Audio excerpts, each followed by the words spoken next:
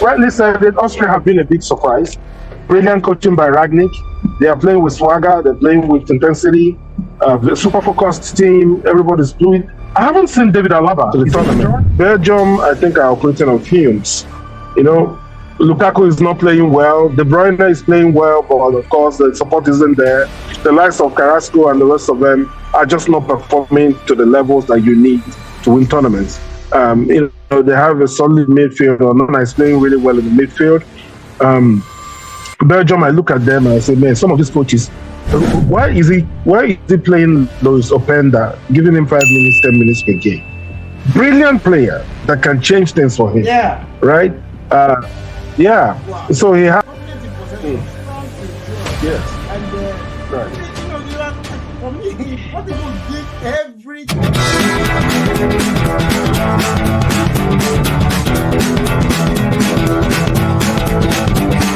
And that takes us into the knockout fixtures quickly, and we'll see how this goes. I'm going to read it out. Spain is going to be playing against Georgia.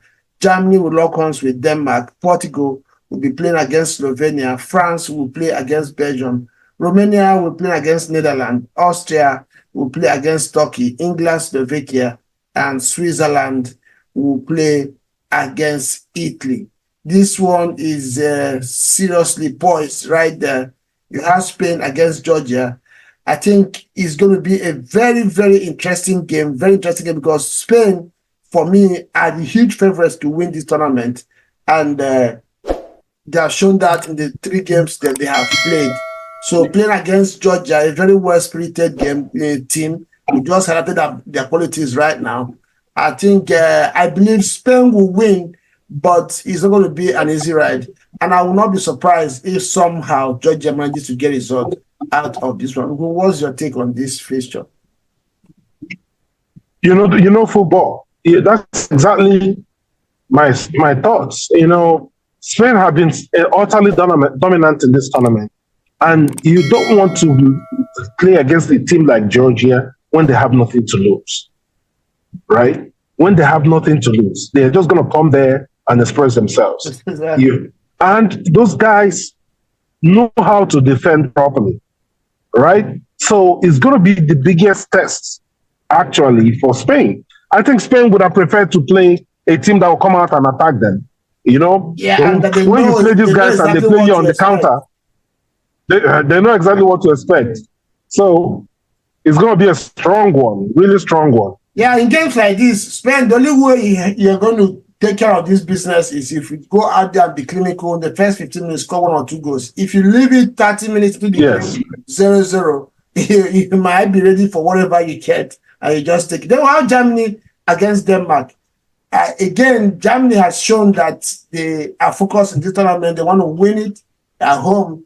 They have not been immaculate in the performance, but like you mentioned earlier, like German culture always portrays, they have been very professional in the way they approach their games, and they have, won games. I think they won 2 and 3-1.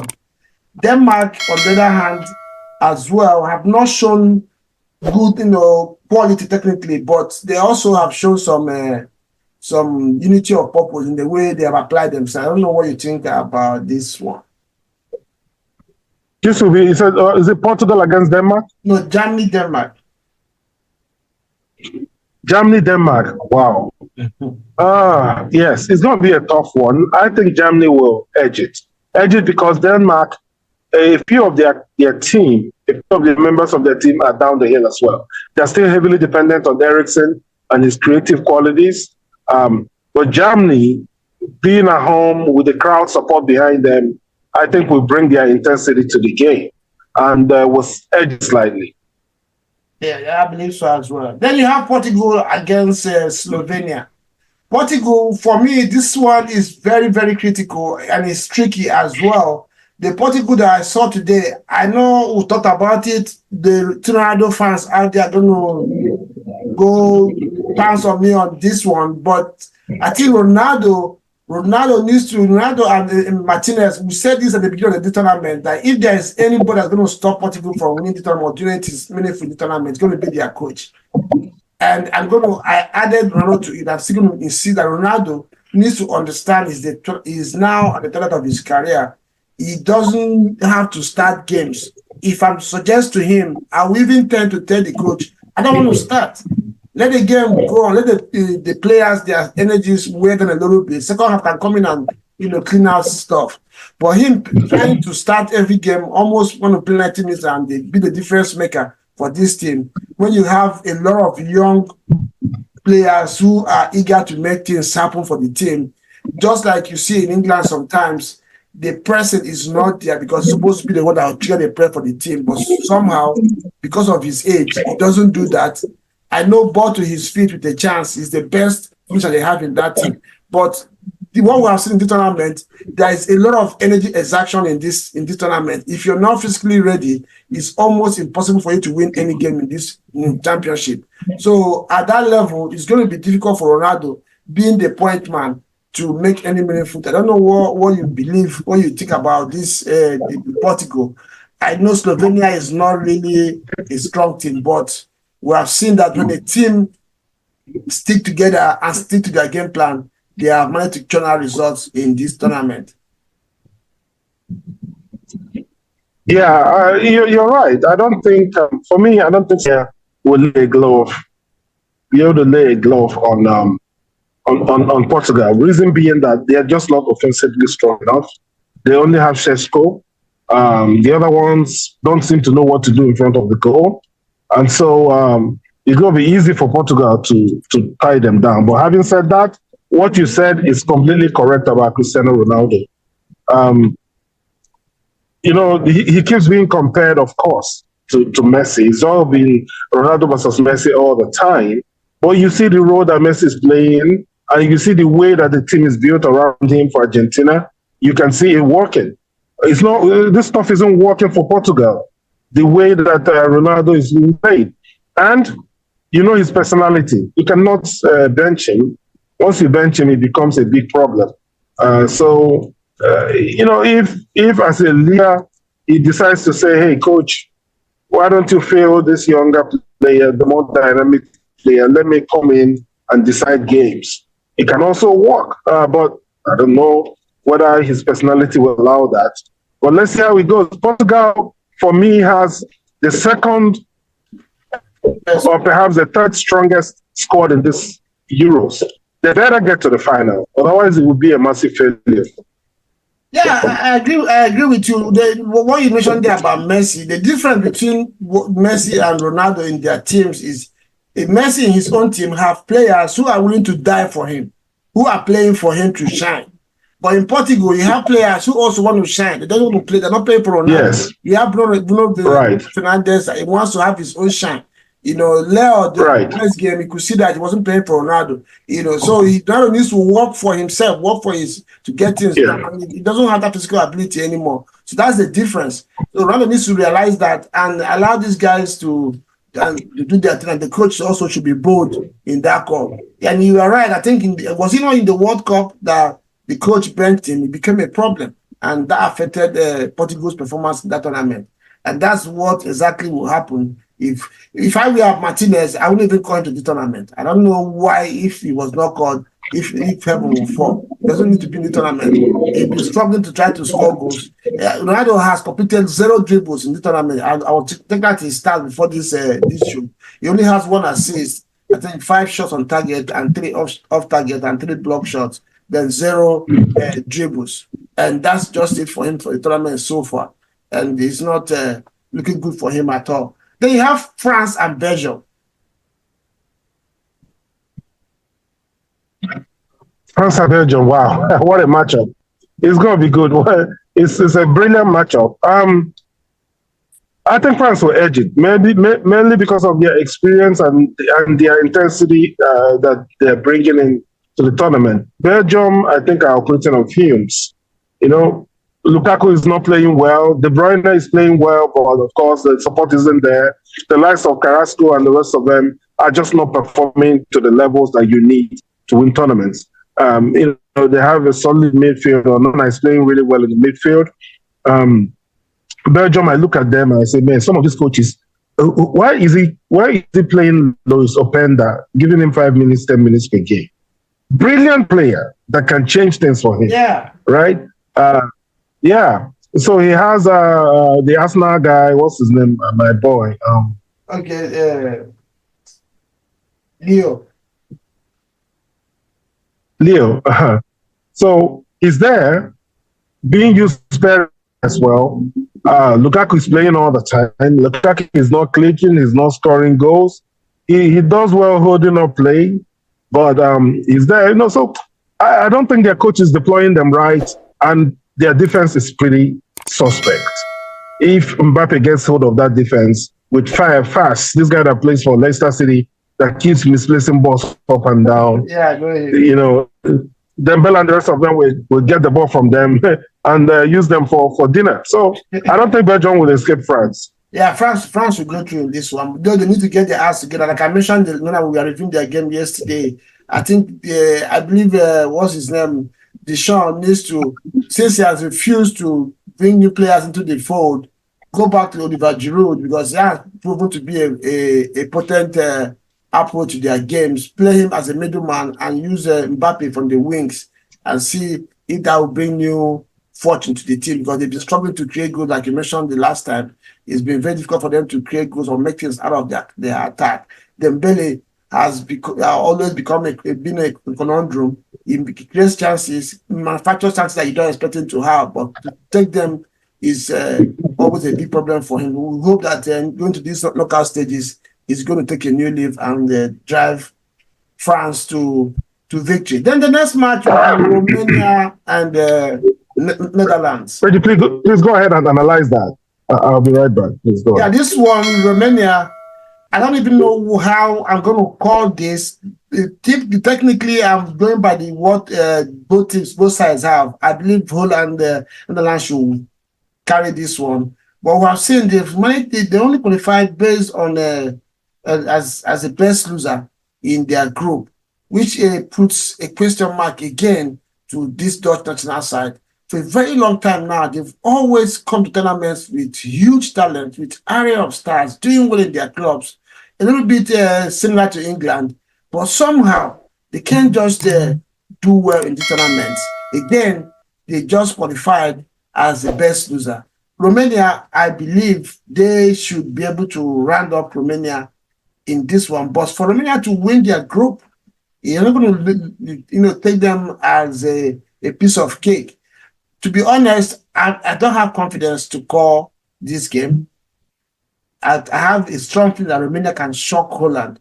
But if Holland can play to their best ability and be serious for once and take what happened to them in the group stage as a lesson and come out and play as they are supposed to play. Koeman is a brilliant coach and was a brilliant player as well for Holland. So he should put this team together and get the result that they require. But like I said, if Romania continue what they have been doing in the tournament, they could still get a result and probably maybe edge Holland out on this one on penalties, based on what we have seen them do in the group stage. The next game will be Austria against Turkey. Austria is the biggest surprise of this tournament. They won their group that has France and the Netherlands. They won that group. That tells you the level of commitment and the unity of purpose in that team. Turkey have, in the first game, they were, there was shining. They look like they're going to be one of the surprise teams of the tournament, but they barely qualified from the last game of the group. So this one, for me, is evenly poised. There is really no favorite to win this one. Austria, yes, they won their group, but of course, we know that was a surprise for everybody. So that doesn't really give them, they don't have the pedigree be coming to the tournament. But having won the group, they have given themselves a chance to achieve something meaningful in the tournament. Turkey, on the other hand, needs to have to come with their A game. They really have to play at their best ability to be able to come over this Austria team. Otherwise, they will be surprised as Netherlands and France were surprised in that group. Austria against Turkey. Austria against Turkey, yeah, Turkey. From what I hear, they're being Yeah, called they're now. kind of Turkey now. Yeah. Turkey, yeah. So, yeah, you rightly said it. Austria have been a big surprise. Brilliant coaching by Ragnick. They are playing with swagger. They're playing with intensity. The super focused team. Everybody's fluid. I haven't seen David Alaba. Is he injured? Yeah, I checked You him out know, yesterday. Even in the squad, he's not even in the squad. Maybe he's injured. I think he's injured because he's not I even saw in him the on their squad. bench. Yeah, he came he Oh, came the other day to probably correct the players, but I checked out the team list yesterday when I was researching on this game. He was not even in the squad, not as injured, not listed at all on the that wow. I checked out. And they are performing so well without him. That's brilliant. So yeah, um, against Turkey, I think it's going to be a big test for them. Turkey is a very tricky side to navigate through. With the talent that they have, with the Adam Turan boy and the rest of them there. But I think Austria, because they are so focused, I think they'll edge it. Okay, then we have England, Slovakia. This one, England, they somehow, maybe because of their individual qualities and they've always been solid defensively. I know they will not concede. They hardly concede because they won't go in the tournament so far. Based on that, they have a chance, and I believe England should go through on this fixture. I don't know what you think. I agree. I think England will go through. It's just for them to rediscover their fluency. And maybe Southgate can stay away from stumbling over himself with the selections and his strategy for the game. If he can unleash the boys and let them play, and probably just find some kind of balance between midfield and attack. Defense is already set, so find the right balance of the midfield and attack, unleash the guys, let them play, and then work on them psychologically. This English team is not playing like people that are free. They are playing like they are bound. They are playing like they are under pressure. Like you rightly said, that when we analyze their game, they are playing with the handbrakes on. So it's important to let them release those handbrakes. Put square pegs and square holes and let them play. Yeah, if Southgate is open-minded, he could have seen the little changes that he made in the last game, what he brought to the team. I think if he can be bold enough to probably at least continue with one or two of those changes that he brought in and see what happens in this game. Because for me, the Slovakia should not win England, regardless of what. And the last of this bunch is Switzerland against Italy. We mentioned it, I thought about it earlier on. This is going to be, for me, the toughest of this round. I don't think any football fan should miss this match. No matter what your schedule is on that day, the 29th of this month, yes, so you keep your calendar open to watch this game. It's going to be a very, very. I'm not going to call this one. I will not call it. I have emotions in both sides, but more I kind of want Italy to progress. I know you're rooting for Switzerland, and we are turning this one, and I believe it's going to really be what a way to end the round of 16 games. And you know what? Yes, I'm rooting for Switzerland, mainly because of Granit Xhaka. I've seen a different level from Switzerland this tournament. From what I've seen for them in the past. And Italy seem to me like they are struggling. They don't quite have the quality needed to progress. But again, I can never bet against an Italian team in a tournament. Exactly. Yeah, especially when they're out of group stage. You don't do, they can do that in the group stage. Once they get to knockout stages, you can never, bet against them. Yeah, so that's it for this round of 16. Let us know. You've seen what our calls are. We've made our predictions on what we think is going to happen with these fixtures. It's getting interesting and evenly poised in most of them. We saw some surprise teams make it to this round.